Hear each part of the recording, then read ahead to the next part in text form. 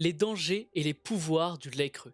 J'étais curieux de savoir ce qui est réellement utilisé comme preuve des dangers du lait cru et pourquoi le complexe alimentaire et médical s'efforce de maintenir la pasteurisation comme pratique courante imposée par la loi. Le monde du lait cru et les arguments en faveur de la pasteurisation sont principalement embourbés dans des tactiques alarmistes et dans l'éducation. Mais l'histoire du lait cru dans le contexte du monde moderne doit commencer au niveau de la principale poussée sociétale récente en faveur de sa pasteurisation. Mais alors, qui a initialement plaidé en faveur de la pasteurisation du lait? C'était ce type, Nathaniel Mayer Victor Rothschild, en 1946. Il s'est levé pour attirer l'attention du gouvernement de Sa Majesté sur le besoin urgent d'une pasteurisation obligatoire des laits dans autant de régions du Royaume-Uni que possible, et pour demander et imposer des papiers et des lois. Une transcription complète du discours est disponible d'ailleurs, et dans son discours, il se moque de l'objection selon laquelle l'effet de son projet de loi rendrait le lait cru impossible à obtenir pour ceux qui le souhaitent, la qualifiant de totalitaire, affirmant qu'aucune personne sensée ne tenterait à une telle mesure. Pourtant, suite à son discours, c'est exactement ce qui s'est produit ici, dans de nombreuses sociétés occidentales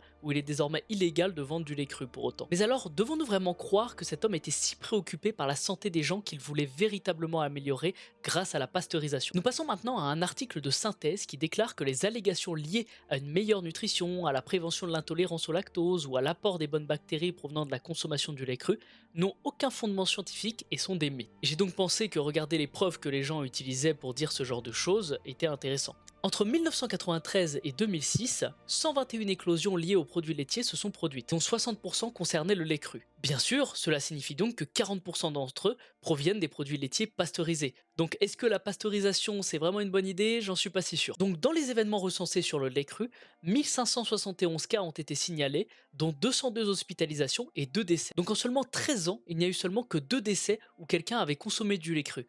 Et encore, ça signifie pas nécessairement que le lait cru a causé la mort. Juste parce que vous avez bu de l'eau avant de tomber malade, est-ce que ça signifie vraiment que c'est à cause de l'eau? Cela pourrait également justement n'avoir aucun rapport avec la consommation du lait cru. Considérez d'ailleurs également combien de centaines de milliers de personnes meurent chaque année à cause d'erreurs liées à l'hôpital et à la médecine allopathique lors d'un traitement. Une étude récente d'ailleurs de John Hopkins affirme que plus de 250 000 personnes meurent chaque année à cause d'erreurs médicales, tandis que d'autres rapports avancent que ce chiffre pourrait atteindre 440 000. Personnellement, je dirais même que le chiffre est plus élevé si l'on prend en compte les conseils donnés qui ne tiennent pas compte des facteurs liés au mode de vie, c'est-à-dire la surprescription de médicaments et au fait qu'ils n'admettent aucun acte répressible ou erreur par rapport aux 2 décès signalés à cause du lait cru pour toutes ces années. Mais bizarrement, personne dans le milieu médical ne demande l'arrêt de leur traitement parce qu'ils en tirent bien sûr des profits.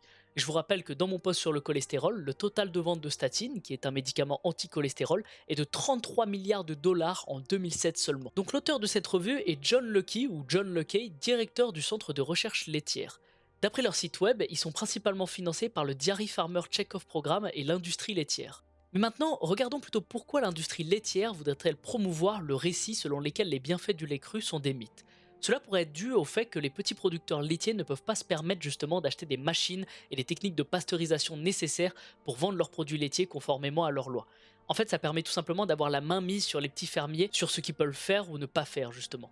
Cette partie de la revue mentionne que pendant la pasteurisation, il n'y a pas de changement significatif dans la qualité nutritionnelle du lait. Il énumère ensuite qu'il affirme que la dénaturation des protéines n'a aucun impact sur la qualité nutritionnelle des protéines, même si j'en doute quand même. Aucune mention des enzymes ou de leur dégradation due à leur chaleur. Il cite que cela peut entraîner des pertes très mineures de vitamine C, de folate, de vitamine B12, B6 et B1. D'autres approches de transformation du lait, comme l'ultra-pasteurisation et l'ultra haute température, n'ont qu'un impact mineur sur la qualité nutritionnelle du lait. En tout cas, ça c'est leur conclusion. C'est donc ce qu'ils considèrent comme n'étant pas une preuve d'un changement dans la qualité nutritionnelle du lait. Mais bizarrement, c'est un peu paradoxal parce que le résumé de leur article montre que cela modifie la qualité nutritionnelle du lait justement. En tout cas, vous considérez cela comme important ou non, c'est votre décision, vous ferez votre propre avis là-dessus. Mais encore une fois, ils n'ont pas mentionné les enzymes, ils ne comprennent pas vraiment ce que contiennent réellement le lait cru et les autres bienfaits qu'il procure pour la santé. Certaines personnes disent d'ailleurs même, oui mais il n'y a pas de lactase dans le lait pasteurisé. Eh bien, pour vous dire en fait, la bactérie qui produit la lactase se trouve justement dans les intestins.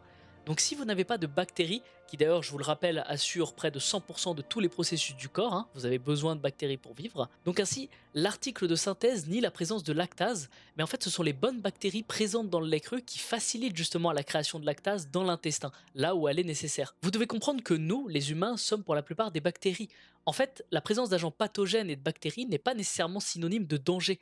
Par exemple, la E. coli ou E. coli est une bactérie qui donne le vertige pour la plupart des gens, mais qui est responsable de la dernière étape de la digestion. E. coli constitue donc la majeure partie du système bactérien du côlon. Ce sont les bactéries qui synthétisent la plupart des vitamines D, y compris la vitamine B12 provenant des viandes. L'industrie médicale propose donc une variante, la mutation E. coli 87157, peu importe ce que cela signifie, mais qui serait apparemment dangereuse. Mais alors, d'où viennent les mutations comme celle-ci? Uniquement à cause des poisons industriels, là où justement les bactéries ne peuvent pas bien faire leur travail. Pour cette raison, les bactéries en général, même distinctes du lait cru, ne doivent pas être considérées comme des ennemis, ce qui témoigne de la santé du lait cru. Ainsi, les résultats et informations de l'étude suivante proviennent de Safety of Raw Milk de Mark McCaffrey. Les produits laitiers pasteurisés biologiques sont une ferme qui produit une gamme complète de produits laitiers biologiques crus destinés à la vente au détail et à la consommation en Californie. La docteure Katharina Burge, qui est d'ailleurs doctorante à l'UC Davis, a testé le lait frais de leurs vaches laitières et n'a trouvé aucun agent pathogène humain, aucune salmonelle, E. coli ou quoi que ce soit d'autre. Elle a pu montrer d'ailleurs que lorsque les antibiotiques ne sont jamais utilisés sur le troupeau, comme le stipule le référentiel bio, c'est-à-dire que si vos vaches ne sont pas stressées, elles sont nourries à l'herbe, elles sont dehors, elles sont en bonne santé, elles sont bien traitées, elles ne sécrètent tout simplement pas d'agents pathogènes dans leur fumier. Il existe des preuves selon lesquelles les agents pathogènes s'infiltrant dans le lait sont le résultat d'animaux en mauvaise santé et toxifiés. Les données recueillies chez Organic Pastures étaient très différentes de celles trouvées dans d'autres laiteries. Dans les grosses industries de lait conventionnel typiques, justement, la salmonelle ou E. coli 0157 ont été détectées à environ 30% du temps. En comparaison, les pâturages biologiques n'ont jamais eu un seul agent pathogène. Pour approfondir cette question, les pâturages biologiques ont fait appel à BSK Labs à Fresno pour effectuer de multiples tests sur leur lait cru et leur colostrum cru. Lorsque 7 logos d'agents pathogènes étaient ajoutés à des échantillons d'un millilitre de lait cru biologique, ils ne se développaient pas. En fait, ils sont d'ailleurs même morts. La salmonelle a été tellement dépassée qu'elle n'a pas pu être trouvée moins de 24 heures plus tard. Et la baisse de l'hystéria a été moins spectaculaire et similaire à celle des échantillons d'E. coli étudiés. En fait, ils n'ont pas plus augmenté et ont même diminué considérablement au fil du temps. Le laboratoire a donc conclu que le lait cru et le colostrum biologique ne semblent pas favoriser la croissance d'agents pathogènes. Mais alors, qu'est-ce qui fait que le lait cru tue les agents pathogènes? La réponse réside en fait dans le composé appelé lactoferrine. En août 2003, la FDA a annoncé l'utilisation de lactoferrine dans des sprays antimicrobiens pour prévenir la contamination par E. coli des carcasses de bœuf. La lactoferrine est en fait une protéine liant le fer présent dans le lait. Dans les neutrophiles, qui est un type de globule blanc, on pense qu'ils combattent les bactéries et les champignons ingérés en les privant de fer. Même la FDA a constaté que le traitement du bœuf avec de la lactoferrine élimine la présence d'agents pathogènes dans la viande. Le lait cru contient donc naturellement des niveaux de ce tueur d'agents pathogènes à base d'enzymes. La pasteurisation inactive, par contre, quant à elle, tue complètement cette enzyme qui permet de supprimer les agents pathogènes. D'autres enzymes présentes dans le lait cru peuvent aider à tuer les agents pathogènes, la xanthine, l'oxydase, la lactopéroxydase, le lysozyme et l'anisine. Mais alors, qu'est-ce qui rend vraiment les gens malades dans la consommation de produits laitiers? Eh bien, ce sont les produits laitiers pasteurisés. Les additifs, les méthodes de transformation et les toxines provenant d'animaux en mauvaise santé ou malades. Lorsqu'il est pasteurisé, le lait est beaucoup plus sensible en fait aux agents pathogènes. Le lait cru en fait contient une diversité de bonnes bactéries et un large éventail d'enzymes essentielles, notamment la lactase pour la digestion du lactose et la phosphatase essentielle à l'utilisation du calcium. Personnellement, je bois de grandes quantités de lait cru chaque fois que je peux en mettre la main dessus, généralement environ 2 litres. D'ailleurs, dites-vous que même ici à Tahiti, le lait cru a été interdit à la vente. Je n'ai jamais été malade, même après en avoir bu autant. Sur les réseaux sociaux, d'ailleurs, j'ai également été en contact avec des centaines, voire des milliers de personnes qui boivent du lait cru sans problème. En fait, les seuls effets significatifs ont été une augmentation de l'énergie, l'élimination d'autres maladies et le retour des gens après des problèmes médicaux intenses ou une mauvaise santé. Alors, maintenant que nous avons compris pourquoi le lait cru n'est pas mauvais, parlons du pouvoir du lait cru pour votre santé. Depuis l'Antiquité, les médecins comme Hippocrate, Galène, Pline et Varron ont utilisé le lait cru pour soigner un large éventail de maladies. Hippocrate conseillait d'ailleurs aux tuberculeux de boire du lait cru en grande quantité. Pour changer un petit peu de continent, justement, dans la médecine ayurvédique indienne, le lait est utilisé dans la pratique du brahmana,